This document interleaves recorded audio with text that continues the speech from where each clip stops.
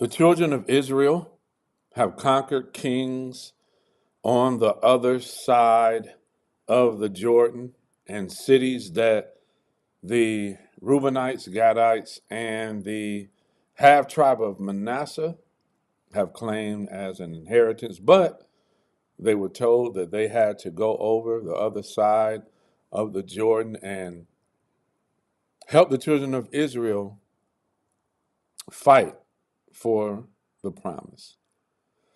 And so now that they have settled in the land and there is peace, they have conquered many kings and many countries and cities and have began to divide the land and give by lot the children of Israel by tribe their inheritance. The Reubenites, the Gadites, the half tribe of Manasseh have gone back to settled in their inheritance. We're going to jump in at chapter 16, where we find the lot of Joseph. And we know that Joseph is now considered Manasseh and Ephraim. So the tribe of Joseph is comprised of the tribes of Manasseh and Ephraim.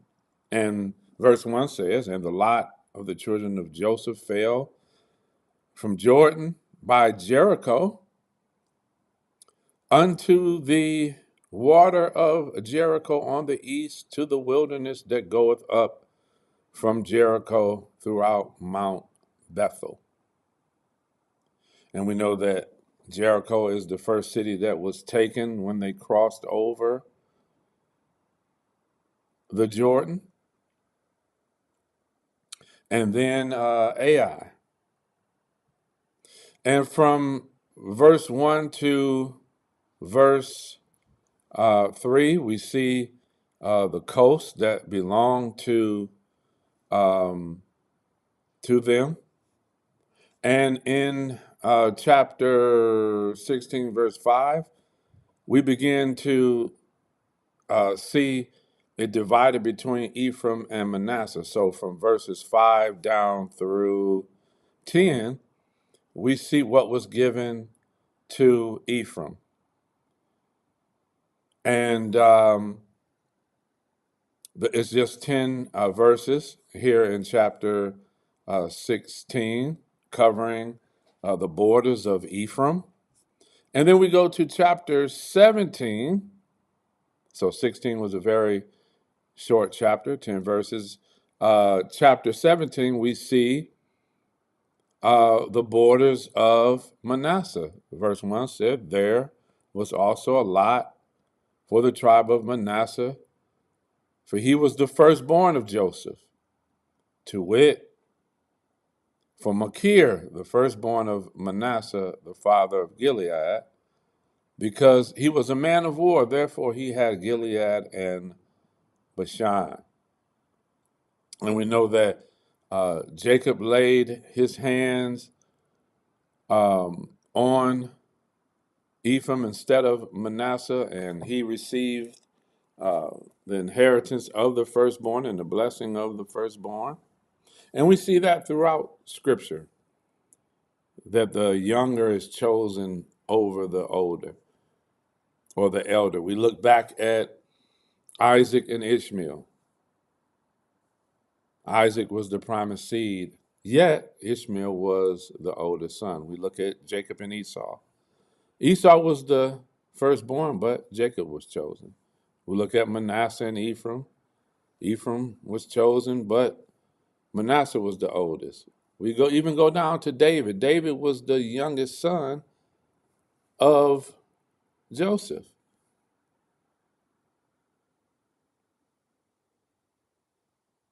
And so there's something to be seen in that. God can choose how he wants to choose. He is not confined by the law or culture of man. Now, when we look at the tribe of Manasseh, we have to consider in verse 3 that Zelophehad died and didn't have a son. But he had 5 daughters. And so remember, God made a law that if a man died with no sons, his daughters would inherit his inheritance. And so we see that here. And in verse 4, it reminds them that they came to the priest, Eleazar. Remember, Eleazar is Aaron's son. After Aaron died, Eleazar took over the priesthood, and Joshua took over the leadership of Israel. And now Joshua must hear from the priest what God passes down. Joshua will not be like Moses, where Moses was spoken to face, as a man speaketh to his friend. And so if we follow the verses all the way down to verse 11, it talks about the inheritance and lots and borders of Manasseh. Verse 12, yet the children of Manasseh could not drive out the inheritance of those cities, but the Canaanites would dwell in that land. And so as you read down to verse 11, you'll see some cities that they did not drive out. And we'll find that there are a few cities that a few different tribes did not drive out. And we're going to see if that's going to be an issue in the future.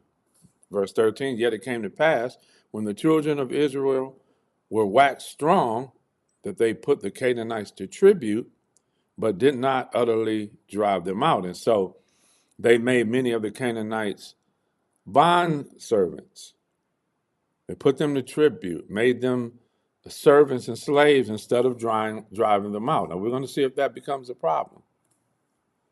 Now, we see that Joseph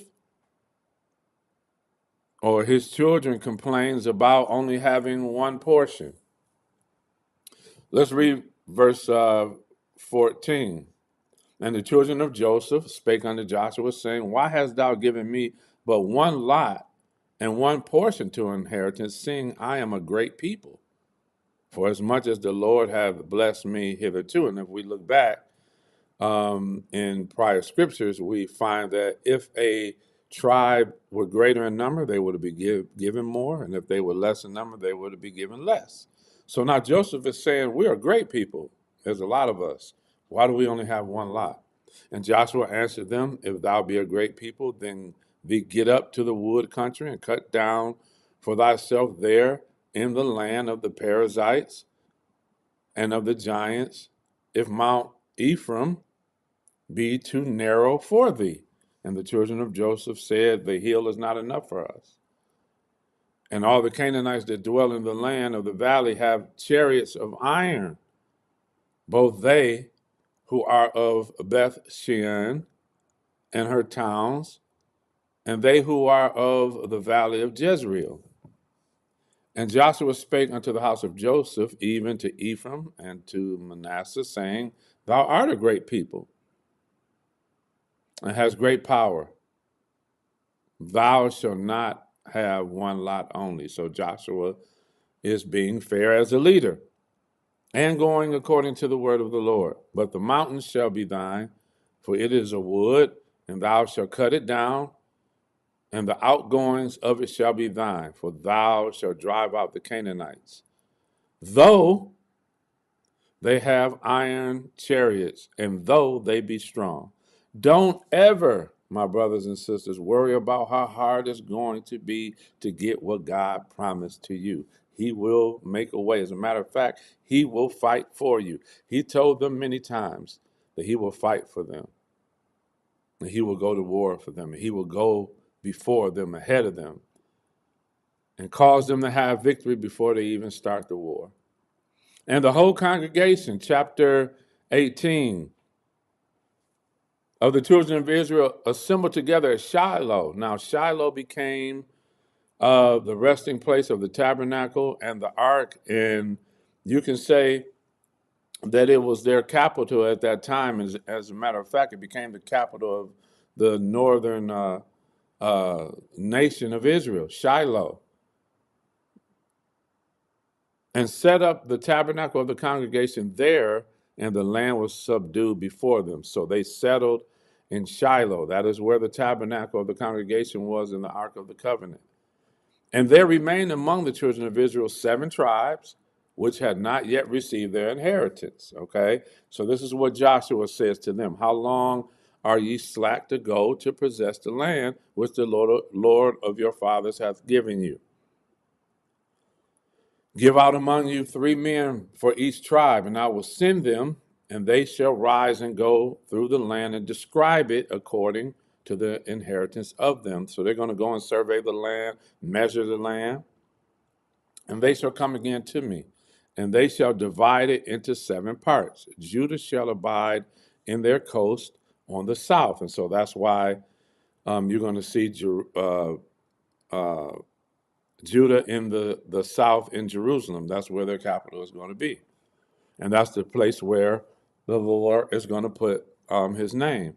And the house of Joseph shall abide in their coast on the north. Ye shall therefore describe the land into 7 parts and bring the description hither to me, that I may cast lots for you here before the Lord our God. But the Levites have no part among you. They're not going to get a specific lot per se, but the children of Israel by tribes are going to build cities for them and give them the open country called suburbs for their cattle. So they had no inheritance, for the priesthood of the Lord is their inheritance, remember? And Gad and Reuben and the half tribe of Manasseh have received their inheritance on the other side of the Jordan, as the Lord gave them. So now you all just have to go out and divide the land into 7 parts for the 7 tribes who have not inherited their land. And the men arose and went away, and Joshua charged them that went to describe the land, saying, Go and walk through the land and describe it, and come again to me, that I may here cast lots for you before the Lord in Shiloh. So again, that's where they have settled. That is their headquarters, if you will. That is their capital. And the men went and passed through the land and described it by cities into 7 parts in a book. Okay? So we've been following these books that have been written. We know that Joshua wrote words in the law as well. Okay? You don't hear that very often, that Joshua wrote in the book of the law as well, not just Moses. And it came again to Joshua to the host at Shiloh. And Joshua cast lots for them in Shiloh before the Lord, and there Joshua divided the land unto the children of Israel according to their divisions. And the lot of the tribe of the children of Benjamin came up, okay, according to their families. And then we're going to read down what went to Benjamin. And then verse 21. It says, Now the cities of the tribe of the children of Benjamin, according to their families, were Jericho. And then goes on to list those cities. And now we come to chapter 19. So as you can see, Joshua is continuing to encourage them to go and take possession of the land. Go and measure it out. If there's 7 tribes that haven't received their inheritance yet, then go and survey the land and divide it. Let's get to it. Chapter 19, and the second lot, so these are 7 lots that are falling to 7 tribes. The second lot went to Simeon. And then we can read down and see what their portion was. Verse 9 says, Out of the portion of the children of Judah was the inheritance of the children of Simeon. For the part of the children of Judah was too much for them, so they shared with Simeon. Therefore, the children of Simeon had their inheritance within the inheritance of them. Verse 10, you have Zebulun, the third lot. Okay.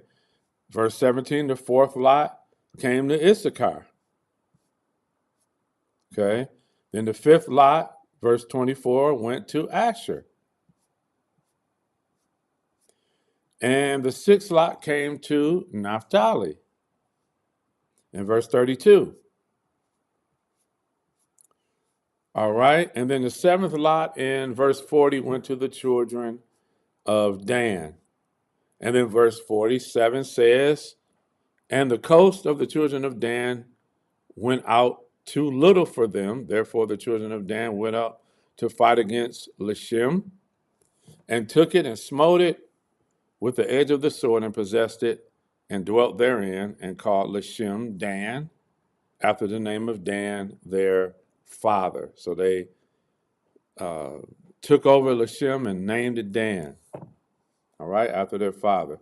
This is the inheritance of the tribe of Dan according to their families, these cities with their villages, verse 48. And then verse 49 says, when they had made an end of dividing the land for inheritance by their coast, the children of Israel gave an inheritance to Joshua, okay, their leader, the son of Nun among them. So the other tribes gave him a inheritance, gave him land, and then also to the Levites. Okay, according to the word of the Lord, they gave him the city which he asked, even Timnath Serah in Mount Ephraim. So he's up in the north, and he built the city and dwelt therein.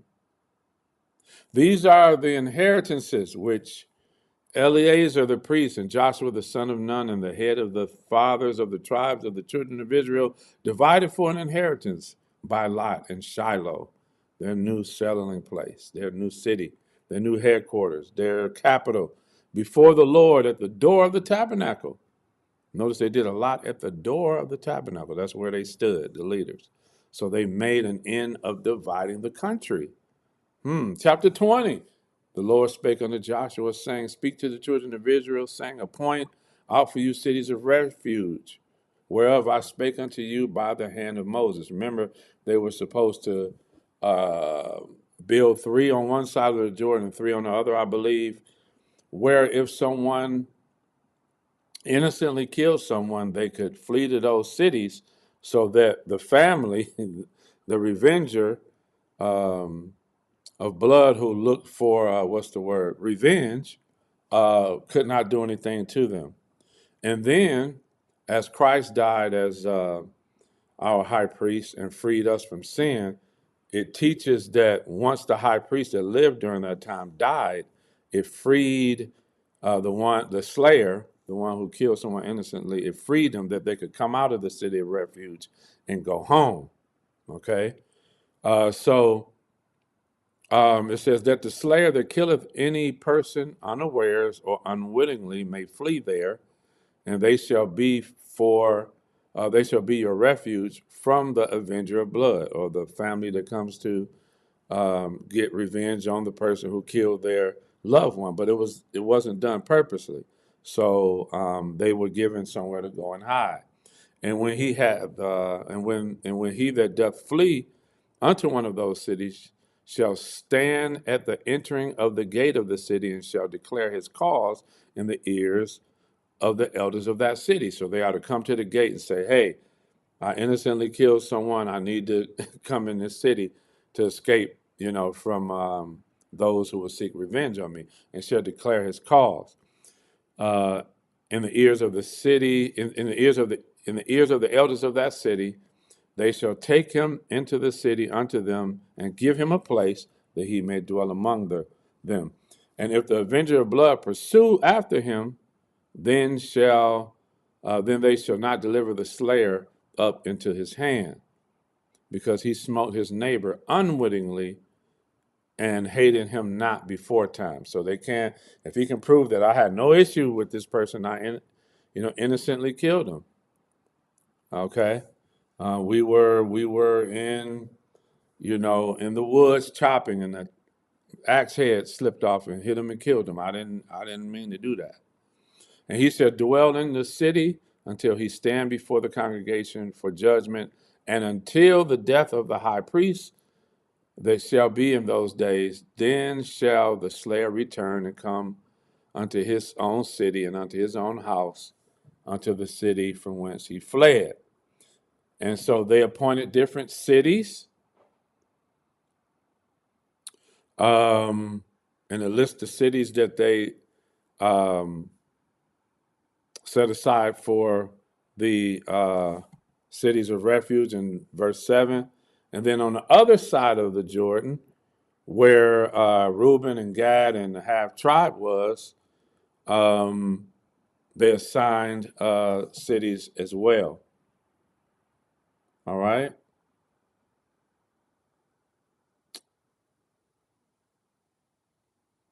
And then it says in verse 9, these were the cities appointed for all the children of Israel and for the stranger as well, the foreigner, okay? That not just any foreigner that comes, but the foreigner that was within their gates, the foreigners that were joined to Israel. So somebody from another another country that's Israel's enemies, you just can't run, to the land, to run into Canaan and say, hey, I'm hiding from somebody. No, it was the stranger that was among them, that sojourneth among them. Okay? So they had to be accepted. A sojourning means a short journey or a short visit. Okay? And then some of them ended staying and joining with the children of Israel. But if they came and the children of Israel allowed them to visit and stay within their gates at their homes and have a place there, they were to be circumcised. They could keep the law. They can share in some of the feasts and different things like that. Okay?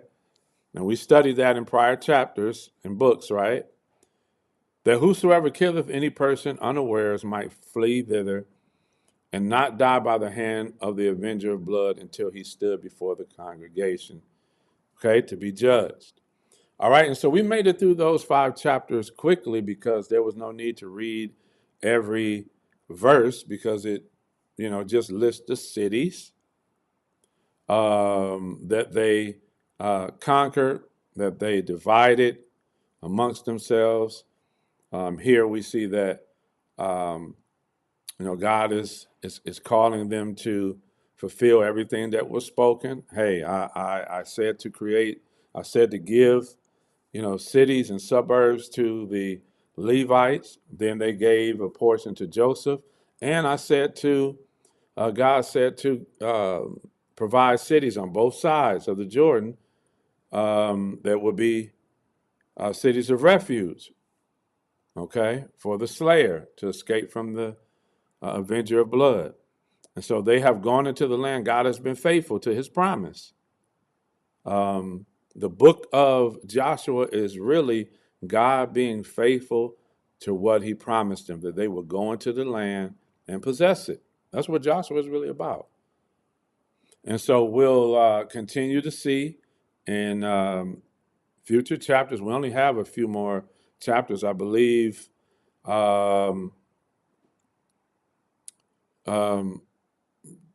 go to chapter 24, I believe. And let's just see here.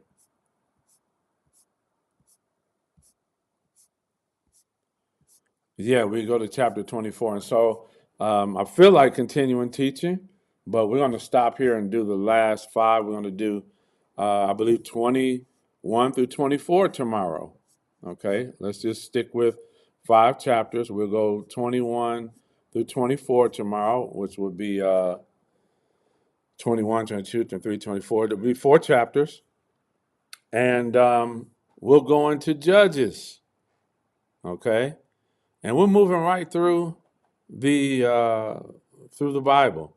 We have finished the Torah, the first 5 books. We're in the 6th book now, the book of Joshua, and we're moving right along. And I'm enjoying it. And as I always say, to study the entire Bible is to know the whole counsel of God.